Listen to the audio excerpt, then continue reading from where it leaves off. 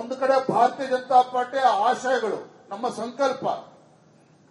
ಇವತ್ತು ಭಾರತೀಯ ಜನತಾ ಪಾರ್ಟಿ ಅಂತ ಹೇಳಿದ್ರೆ ಮುಸಲ್ಮಾನರು ವಿರೋಧಿ ಅಂತ ಹೇಳಿ ಬಿಂಬಿಸ್ತಕ್ಕಂಥ ಪ್ರಯತ್ನ ಕಾಂಗ್ರೆಸ್ನವ್ರು ಮಾಡ್ತಾರೆ.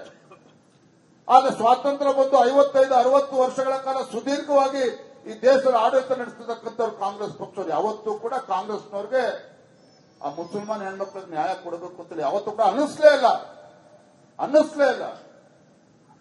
ಆದ್ರೆ ಈ ದೇಶದ ಒಂದು ಹಿಂದೂ ಮಹಿಳೆಗೆ ಯಾವ ರೀತಿ ಇವತ್ತು ಸಮಾಜದಲ್ಲಿ ನ್ಯಾಯ ಸಿಗ್ತಾ ಇದೆಯೋ ಅದೇ ರೀತಿ ಮುಸಲ್ಮಾನ್ ಹೆಣ್ಮಕ್ಳಿಗೂ ಕೂಡ ನ್ಯಾಯ ಸಿಗಬೇಕು ಅಂತ ಹೇಳಿ ಟ್ರಿಪಲ್ ತಲಾಕ್ ಅನ್ನ ಕಿತ್ತಾಕಿರ್ತಕ್ಕಂಥದ್ದು ಇದೇ ನರೇಂದ್ರ ಮೋದಿ ನೇತೃತ್ವ ಭಾರತೀಯ ಜನತಾ ಪಾರ್ಟಿ. ಇದೇ ನರೇಂದ್ರ ಮೋದಿಜಿಯವರ ನೇತೃತ್ವ ಭಾರತೀಯ ಜನತಾ ಪಾರ್ಟಿ. ಇತ್ತೀಚೆಗೆ ನಾವು ನೋಡಿದ ಮೊನ್ನೆ ದಿನ ಪಾರ್ಲಿಮೆಂಟ್ ಅಲ್ಲಿ ವಕ್ಫ್ ಬಿಲ್ ಅನ್ನು ಅಮೆಂಡ್ಮೆಂಟ್ ಕೂಡ ಮಾಡಿತು. ಇವತ್ತು ಒನ್ ನೇಷನ್ ಒನ್ ಎಲೆಕ್ಷನ್ ನಾವು ಯಾರು ಕೂಡ ಊಹಿಸಿಕೊಳ್ಳೋಕೆ ಸಾಧ್ಯ ಇಲ್ಲ. ಯಾವುದೋ ಈ ಒನ್ ನೇಷನ್ ಒನ್ ಎಲೆಕ್ಷನ್ ಇದರಿಂದ ಇದ್ರ ಬಗ್ಗೆನೂ ಕೂಡ ಅಪಪ್ರಚಾರಗಳು ನಡೀತಾ ಇದೆ. ಆದರೆ ನಮ್ಮ ಪ್ರಧಾನಮಂತ್ರಿಗಳಿಗೆ ಸ್ಪಷ್ಟತೆ ಇದೆ. ಇವತ್ತು ದೇಶದಲ್ಲಿ ಇವತ್ತು ಪಾರದರ್ಶಕವಾಗಿ ಎಲ್ಲವೂ ಕೂಡ ನಡಿಬೇಕು, ಎಲ್ಲವೂ ಕೂಡ ಸಮಯದ ಉಳಿತಾಯ ಜೊತೆಗೆ ಹಣದ ಉಳಿತಾಯನೂ ಆಗಬೇಕು. ಈ ದೇಶ ಅಭಿವೃದ್ಧಿಯ ಪಥದಲ್ಲಿ ಸಾಗಬೇಕು. ಯಾಕೆಂತಂದ್ರೆ ಬಾರಿ ಚುನಾವಣೆ ನಡೀತಾ ಇದ್ರೆ ದೇಶ ಅಭಿವೃದ್ಧಿ ಕಾಣೋದಕ್ಕೆ ಸಾಧ್ಯ ಇಲ್ಲ. ಮತ್ತೆ ನನ್ನ ಹೆಮ್ಮೆಯ ಪ್ರಧಾನಮಂತ್ರಿ ನರೇಂದ್ರ ಮೋದಿಜಿಯವರ ಸಂಕಲ್ಪ 2047ನೇ ಇಸ್ವಿಗೆ ಭಾರತ ಅಭಿವೃದ್ಧಿ ಹೊಂದಿರತಕ್ಕಂಥ ದೇಶ ಪರಿವರ್ತನೆ ಆಗಬೇಕು. ಒಂದು ವೇಳೆ ಕಳೆದ ಸ್ವಾತಂತ್ರ್ಯ ಬಂದಾಗಿನಿಂದ ಯಾವತ್ತೂ ಕೂಡ ಇದನ್ನು ಕೇಳಿಲ್ಲ.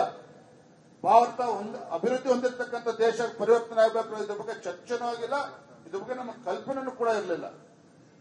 ಆದ್ರೆ ನಮ್ಮ ಪ್ರಧಾನಮಂತ್ರಿ ನರೇಂದ್ರ ಮೋದಿಜಿಯವರು ಅಧಿಕಾರದ ಚುಕ್ಕಾಣಿಯನ್ನು ಹಿಡಿದ ನಂತರದಲ್ಲಿ ಇವತ್ತು ಅಮೆರಿಕಾಗ ಹೋದ್ರೆ ಯಾವ ರೀತಿ ರಾಜಾತಿಥ್ಯ, ಇವತ್ತು ಇದೇ ಅರಬ್ ದೇಶಗಳಿಗೆ ಹೋದಾಗ ಯಾವ ರೀತಿ ರಾಜಾತಿಥ್ಯ ಇವತ್ತು ನಮ್ಮ ಪ್ರಧಾನಮಂತ್ರಿ ಸಿಗ್ತಾ ಇದೆ. ಬಹುಶಃ ಒಬ್ಬ ಈ ವಿಶ್ವದಲ್ಲಿರ್ತಕ್ಕಂಥ ಒಬ್ಬ ಪ್ರಧಾನಮಂತ್ರಿಗೆ ವಿವಿಧ ದೇಶಗಳ ಗೌರವ ಸಿಗ್ತಕ್ಕಂಥ ಕೆಲಸ ಯಾವ್ದಾರ ಪ್ರಧಾನಮಂತ್ರಿಗಳಾಗಿದೆ ಅಂತ ಹೇಳಿದ್ರೆ ನಮ್ಮ ಪ್ರಧಾನಮಂತ್ರಿ ನರೇಂದ್ರ ಮೋದಿಜಿಯವರು ಸಿಕ್ಕಿರ್ತಕ್ಕಂಥದ್ದು ಅತ್ಯುನ್ನತ, ಆ ದೇಶದ ಅತ್ಯುನ್ನತ ಗೌರವವನ್ನ. ಇವತ್ತು ನಕ್ಸಲಿಸಂ ಬಗ್ಗೆ ನಾವು ಮರ್ತೇ ಹೋಗಿದೆ, ಮಾತನಾಡ್ತಾ ಇಲ್ಲ ನಾವು. ಕಾರಣ ಇದೇ ಕಾಂಗ್ರೆಸ್ ಸರ್ಕಾರ ಇದ್ದಾಗ ಅಲ್ಲಿ ತೆಲಂಗಾಣದಲ್ಲಿ ಹಿಂಗಾಯ್ತು, ಆಂಧ್ರದಲ್ಲಿ ಯೋಧರು ಸತ್ತೋದ್ರು, ಅಲ್ಲಿ ಯಾರ್ದೋ ಮನೆಗೆ ನುಗ್ಗಿ ಅಲ್ಲಿ ಹೆಣ್ಣುಗಳು ಉಳಿರ್ತದೆ. ಅಸ್ಸಾಮಿನಿಂದ ಶುರುವಾದ ಇವತ್ತು ಛತ್ತೀಸ್ಗಢ ಇರ್ಬೋದು, ಜಾರ್ಖಂಡ್ ಇರ್ಬೋದು, ಕರ್ನಾಟಕವೂ ಒಳಗೊಂಡಂತೆ ಎಲ್ಲಿ ನೋಡಿದ್ರು ಕೂಡ ನಕ್ಸಲಿಸಂ ಅಟ್ಟಹಾಸ ಮೆರೀತಾ ಇತ್ತು. ಆದ್ರೆ ಇವತ್ತು ಪ್ರಧಾನಮಂತ್ರಿಯವರ ಕಾಳಜಿಯಿಂದ, ಅಮಿತ್ ಶಾ ಅವರ ಒಂದು ದಿಟ್ಟ ನಾಯಕತ್ವದಿಂದ ಇವತ್ತು ನಕ್ಸಲಿಸಂ ಅನ್ನ ಬುಡ ಸಮೇತ ಕಿತ್ತಾಕ್ತಕ್ಕಂಥ ಕೆಲಸ ಮಾಡಿ ಇವತ್ತು ಭಾರತ ಇನ್ನೇನು ಕೆಲವೇ ತಿಂಗಳುಗಳಲ್ಲಿ ನಕ್ಸಲಿಸಂ ಮುಕ್ತ ಭಾರತ ಆಗಿ ಇವತ್ತು ನಮ್ಮ ದೇಶ ಈಗ ಪರಿವರ್ತನೆ ಆಗಿದೆ. ಇದು ಭಾರತೀಯ ಜನತಾ ಪಾರ್ಟಿ ನರೇಂದ್ರ ಮೋದಿಜಿಯವರ ನಾಯಕತ್ವ ಯಾವ ರೀತಿ ದೇಶವನ್ನು ಮುನ್ನಡೆಸ್ತಾ ಇದೆ ಅನ್ನೋದಕ್ಕೆ. ಭಾರತದಲ್ಲಿ ಯಾವ ರೀತಿ ಅಭಿವೃದ್ಧಿ ಆಗ್ತದೆ ಎಲ್ಲವೂ ಕೂಡ ನಮಗೆ ಗೊತ್ತಿರ್ತಕ್ಕಂಥ ವಿಚಾರದ ಬಗ್ಗೆ ಹೆಚ್ಚು ಚರ್ಚೆ ಮಾಡೋದಕ್ಕೆ ಹೋಗೋದಿಲ್ಲ. ಆದ್ರೆ ಇವತ್ತು ಭಾರತೀಯ ಜನತಾ ಪಾರ್ಟಿಯ ಸಂಸ್ಥಾಪನಾ ದಿನ ನಮ್ಮೆಲ್ಲರ ಜವಾಬ್ದಾರಿ ಇವತ್ತು ಹೆಚ್ಚಿದೆ. ಅನೇಕ ಹಿರಿಯರ ಪರಿಶ್ರಮ, ಅವರ ಒಂದು ನಡೆದುಕೊಂಡು ಬಂದಂತ ದಾರಿ ನಾವು ಮೊನ್ನೆ ನೋಡಿದ್ವಿ. ಹಗಲು ರಾತ್ರಿ ನಾವು ಈ ಭ್ರಷ್ಟ ಕಾಂಗ್ರೆಸ್ ಸರ್ಕಾರ ಬೆಲೆ ಏರಿಕೆ ಹೊರತು ನಾವು ಹಗಲು ರಾತ್ರಿ ಧರಣಿಯನ್ನ ಮಾಡಿದ್ವಿ. ನಾನು ನಿರೀಕ್ಷೆ ಮಾಡಿರಲಿಲ್ಲ. ಯಡಿಯೂರಪ್ಪನ 1 ಗಂಟೆ ಬಂದು ಹೋಗ್ತೀನಪ್ಪ ಅಂತ ಹೇಳಿದ್ರು, 1 ಗಂಟೆ ಬಂದು ಹೋಗ್ತೇನೆ ಅಂತ ಹೇಳಿದ್ರು. ಆದ್ರೆ ತಾವೆಲ್ಲರೂ ನಮ್ಮ ತಾಯಂದ್ರು ಎಲ್ಲರೂ ಕೂಡ ಇದ್ರಿ. ಬೆಳಗ್ಗೆ 11 ಗಂಟೆ 10:30 ಬಂದವರು ರಾತ್ರಿ 9 ಗಂಟೆ ಆದ್ರೂ ಕೂಡ ಕುರ್ಚಿಯಿಂದ ಹೇಳಲಿಲ್ಲ ಯಡಿಯೂರಪ್ಪನವರು. ಇದು ಒಬ್ಬ ಹೋರಾಟಗಾರರಿಗಿರ್ತಕ್ಕಂಥ ಒಂದು ಛಲ. ಇದು ನಮ್ಮ ಕಾರ್ಯಕರ್ತರಲ್ಲಿ ಆ ಛಲವನ್ನ ಮೈಗೂಡಿಸ್ತಕ್ಕಂಥ ಕೆಲಸ ನಾವು ಸೇರಿ ಎಲ್ಲರೂ ಕೂಡ ಮಾಡಬೇಕಾಗಿದೆ. ಸದಾನಂದ ಗೌಡರು ಒಳ್ಳೆ ಮಾತುಗಳನ್ನು ಹೇಳಿದ್ದಾರೆ. ನಾವೆಲ್ಲ ಕಾರ್ಯಕರ್ತರು ನಾವೆಲ್ಲರೂ ಕೂಡ ಒಗ್ಗಟ್ಟಾಗಿ ಹೋಗಬೇಕು. ಕಾರ್ಯಕರ್ತರು ಒಗ್ಗಟ್ಟಾಗಿದ್ದಾರೆ, ನಾಯಕರುಗಳು ಒಗ್ಗಟ್ಟಾಗಿ ಹೋಗಬೇಕು ಅನ್ನೋ ಮಾತನ್ನ ನೇರವಾಗಿ ಹೇಳಿದ್ದಾರೆ ಮಾಧ್ಯಮದ ಸ್ನೇಹಿತರ ಮೂಲಕ. ನಾನೊಂದು ಮಾತನ್ನ ಹೇಳ್ತೇನೆ. ಇವತ್ತು ರಾಜ್ಯದಲ್ಲಿ ಲಕ್ಷಾಂತರ ಕಾರ್ಯಕರ್ತರಿದ್ದಾರೆ. ಅವ್ರು ಯಾರು ಸಹ ನಾನು MLA ಆಗಬೇಕು, ನಾನು MP ಆಗಬೇಕು, ನಾನು MLC ಆಗಬೇಕು, ಕಾರ್ಪೊರೇಟರ್ ಆಗಬೇಕು ಅದೆಲ್ಲ ಗುರಿ.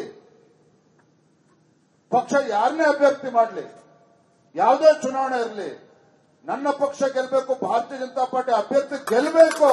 ಆ ಸಂಕಲ್ಪದೊಂದಿಗೆ ತನು ಮನ ಧನ ಎಲ್ಲವನ್ನು ಕೂಡ ಅರ್ಪಿಸಿ ಇವತ್ತು ಪಕ್ಷ ಸಂಘಟನೆಯಲ್ಲಿ ಇವತ್ತು ನಿರತನಾಗಿದ್ದಾನೆ. ಅವನಿಗೆ ಅವಮಾನ ಮಾಡತಕ್ಕಂಥ ಕೆಲಸ ನಾವು ಯಾರು ಕೂಡ ಮಾಡಬಾರದು.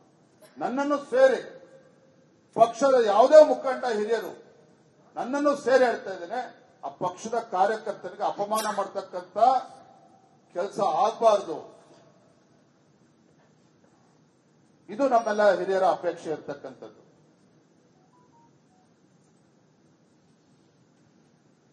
ರಾಜ್ಯದಲ್ಲಿಂದ ಭ್ರಷ್ಟ ಕಾಂಗ್ರೆಸ್ ಸರ್ಕಾರ ಈ ರೀತಿ ಬೆಲೆ ಏರಿಕೆ ತಾವು ನೋಡ್ತಾ ಇದ್ದೀವಿ. ಯಾವ ರೀತಿ ತತ್ತರಿಸೋಗಿದ್ದಾರೆ ಅದು ಜನಸಾಮಾನ್ಯರು ಅಂತೇಳಿ. ಹಾಗಾಗಿ ಆಡಳಿತ ಪಕ್ಷಕ್ಕೆ ಎಷ್ಟು ಜವಾಬ್ದಾರಿ ಇರ್ತದೋ ವಿರೋಧ ಪಕ್ಷವಾಗಿ ಅದಕ್ಕಿಂತ ಹೆಚ್ಚು ಜವಾಬ್ದಾರಿ ನಮ್ಮ ಮೇಲಿದೆ. ಆಡಳಿತ ಪಕ್ಷದ ವೈಫಲ್ಯಗಳನ್ನ ರಾಜ್ಯದ ಜನರ ಮುಂದೆ ತೆಗೆದುಕೊಂಡು ಹೋಗಬೇಕಾಗಿರ್ತಕ್ಕಂಥ ಕರ್ತವ್ಯ ಪ್ರತಿಯೊಬ್ಬ ಭಾರತೀಯ ಜನತಾ ಪಾರ್ಟಿ ಕಾರ್ಯಕರ್ತರಿಗಿದೆ. ಒಂದು ಕಡೆ ಬೆಲೆ ಏರಿಕೆ, ಮತ್ತೊಂದು ಕಡೆ ಭ್ರಷ್ಟಾಚಾರ. ಯಾವ ಅಹಿಂದ ಹೆಸರು ಹೇಳಿಕೊಂಡು ರಾಜ್ಯದಲ್ಲಿ ಅಧಿಕಾರದ ಚುಕ್ಕಾಣಿ ಹಿಡಿದಿರ್ತಕ್ಕಂಥ ಕಾಂಗ್ರೆಸ್ ಪಕ್ಷ, ರಾಜ್ಯದ ಮುಖ್ಯಮಂತ್ರಿಗಳು ಅಹಿಂದ ಅಹಿಂದ ಅಹಿಂದ ಅಂತ ಹೇಳಿಕೊಂಡು ಹಿಂದವನ್ನ ಬಿಟ್ಟು, ಹಿಂದುಳಿದ ವರ್ಗಗಳನ್ನ ಬಿಟ್ಟು ಎಲ್ಲಿ ಸರ್ಕಾರ ಮಾತನಾಡ್ತಿದೆ? ಇವತ್ತು ಹಿಂದುಳಿದ ಸಮಾಜಗಳಿಗೆ ಇವತ್ತು ರಾಜ್ಯದ ಮುಖ್ಯಮಂತ್ರಿಗಳು ಕಾಂಗ್ರೆಸ್ ಸರ್ಕಾರ ಏನು ಕೊಡುಗೆಗಳನ್ನು ನೀಡಿದ್ದಾರೆ. ಹಾಗಾದ್ರೆ ರಾಜ್ಯದಲ್ಲಿರ್ತಕ್ಕಂಥ ಕಾಯಕ ಸಮುದಾಯಗಳ ಬಗ್ಗೆ ಚರ್ಚೆ ಆಗ್ತಾ ಇದೆಯಾ? ನೇಕಾರ ಸಮಾಜ ಇರ್ಬೋದು, ಮಡಿವಾಳ ಸಮಾಜ ಇರ್ಬೋದು, ಸವಿತಾ ಸಮಾಜ ಇರ್ಬೋದು, ಮೀನುಗಾರರ ಸಮಾಜ ಇರ್ಬೋದು, ಈಡಿಗ ಸಮಾಜ ಇರ್ಬೋದು, ಯಾವುದೇ ಹಿಂದುಳಿದ ಸಮಾಜಗಳ ಬಗ್ಗೆ ಚರ್ಚೆನಲ್ಲ ಸರ್ಕಾರದಲ್ಲಿ. ಯಾಕೆ ಅಂತ ಹೇಳಿದ್ರೆ ಸ್ಪಷ್ಟ ಬಹುಮತ ಬಂದಿದೆ. 139 ಶಾಸಕರಿದ್ದಾರೆ. ಈಗ ಆನೆ ನಡೆದಿದ್ದೇ ದಾರಿ. ಮುಸಲ್ಮಾನರಿಗೆ 4% ಸರ್ಕಾರಿ ಕಾಮಗಾರಿಗಳು 4% ರಿಸರ್ವೇಶನ್ ಕೊಟ್ಟಿದೆ. ನಾವೇನು ಭಾರತೀಯ ಜನತಾ ಪಾರ್ಟಿ ಮುಸಲ್ಮಾನ ವಿರೋಧಿಗಳಲ್ಲ, ಯಾರು ದೇಶದ್ರೋಹಿಗಳಿದ್ದಾರೆ ಅಂತವರನ್ನ ವಿರೋಧಿಸ್ತೇವೆ ಹೊರತು ಮುಸಲ್ಮಾನರು ವಿರೋಧಿಗಳಲ್ಲ. ಮುಸಲ್ಮಾನರು ವಿರೋಧಿ ಆಗಿದ್ರೆ ಮೋದಿಜಿಯವರು ಟ್ರಿಪಲ್ ತಾಲೂಕು ಕೂಡ ತರ್ತಾ ಇರಲಿಲ್ಲ. ಅಬ್ದುಲ್ ಕಲಾಂ ಅಂತವ್ರನ್ನ ರಾಷ್ಟ್ರಪತಿಗಳು ಮಾಡ್ತಾ ಇರಲಿಲ್ಲ.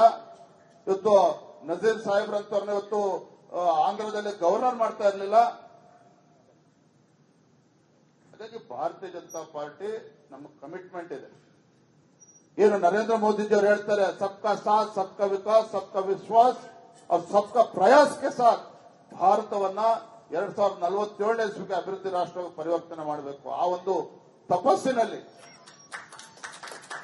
ಯಾವತ್ತೂ ಕೂಡ ದೇಶದ ಪ್ರಧಾನಮಂತ್ರಿ ಅಂತೇಳಿ ಅನ್ಕೊಂಡೇ ಇಲ್ಲ ಪ್ರಧಾನಮಂತ್ರಿ ನರೇಂದ್ರ ಮೋದಿ. ದೇಶದ ಸೇವಕ ಅಂತೇಳಿ ದೇಶ ಸೇವೆಯನ್ನ ಮಾಡ್ತಕ್ಕಂಥ ಸಂದರ್ಭದಲ್ಲಿ ಪ್ರತಿಯೊಬ್ಬ ಭಾರತೀಯ ಜನತಾ ಪಾರ್ಟಿಯ ಕಾರ್ಯಕರ್ತರ ನಮ್ಮ ಕರ್ತವ್ಯ ಇದೆ, ಜವಾಬ್ದಾರಿ ಇದೆ. ಮೋದಿ ಅವರ ಒಂದು ತಪಸ್ಸಿನಲ್ಲಿ, ಆ ತಪಸ್ಸಿನ ಹಿಂದೆ ನಾವು ಕೂಡ ಕೈ ಜೋಡಿಸ್ತಕ್ಕಂಥ ಕೆಲಸ ಮಾಡಬೇಕಾಗಿದೆ. ಇಂಥ ಭ್ರಷ್ಟ ಕಾಂಗ್ರೆಸ್ ಸರ್ಕಾರವನ್ನ ಕಿತ್ತೊಗತಕ್ಕಂಥ ಕೆಲಸ ನಾವು ಎಲ್ಲರೂ ಸೇರಿ ಮಾಡಬೇಕಾಗಿದೆ. ಆ ಸಂಕಲ್ಪವನ್ನು ಮಾಡೋಣ ಅಂತ ಹೇಳ್ತಾ ತುಂಬಾ ಸಂತೋಷ ಆಗಿದೆ. ಒಂದೇ ಮಾತಲ್ಲಿ ನಾನು ಮಾತನ್ನು ಮುಗಿಸ್ತೇನೆ. ನಾನು ಹಲವಾರು ವೇದಿಕೆಗಳಲ್ಲಿ ಮಾತನ್ನು ಹೇಳಿದ್ದೆ. ನನಗೆ ಮಾಜಿ ಮುಖ್ಯಮಂತ್ರಿಗಳು ಯಡಿಯೂರಪ್ಪನವ್ರ ಮಗ ಅಂತಕ್ಕಂಥ ಅಹಂಕಾರ ಇಲ್ಲ, ನನಗೆ ಹೆಮ್ಮೆ ಇದೆ. ಯಡಿಯೂರಪ್ಪನವ್ರ ಮಗ ಅಂತ ಹೇಳೋದಕ್ಕೆ ಹೆಮ್ಮೆ ಇದೆ ನನಗೆ. ರಾಜ್ಯದ ಅಧ್ಯಕ್ಷ ಅನ್ನೋದಕ್ಕೆ ಅಂತ ಹೇಳೋದಕ್ಕೆ ನನಗೆ ಹೆಮ್ಮೆ ಇದೆ. ಅದಕ್ಕಿಂತ ಹೆಚ್ಚಾಗಿ ಭಾರತೀಯ ಜನತಾ ಪಾರ್ಟಿಯ ಕಾರ್ಯಕರ್ತ ಅಂತ ಹೇಳೋದಕ್ಕೆ ಇನ್ನೂ ಕೂಡ ದೊಡ್ಡ ಹೆಮ್ಮೆ ಇದೆ. ಕಾರ್ಯಕರ್ತನಾಗಿ ನಾವು ಎಲ್ಲರೂ ಸೇರಿ ಒಗ್ಗಟ್ಟಾಗಿ ಒಂದಾಗಿ ಪಕ್ಷ ಸಂಘಟನೆಯನ್ನ ಮಾಡೋಣ, ಪಕ್ಷವನ್ನ ಬಲಪಡಿಸೋಣ.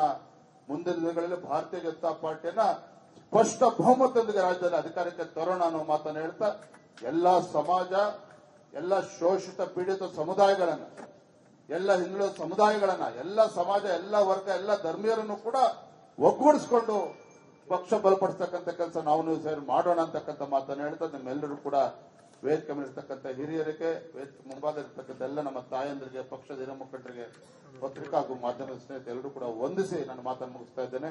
ಬಲೋ ಭಾರತ್ ಮಾತಾ ಕಿ, ಬಲೋ ಭಾರತ್ ಮಾತಾ ಕಿ.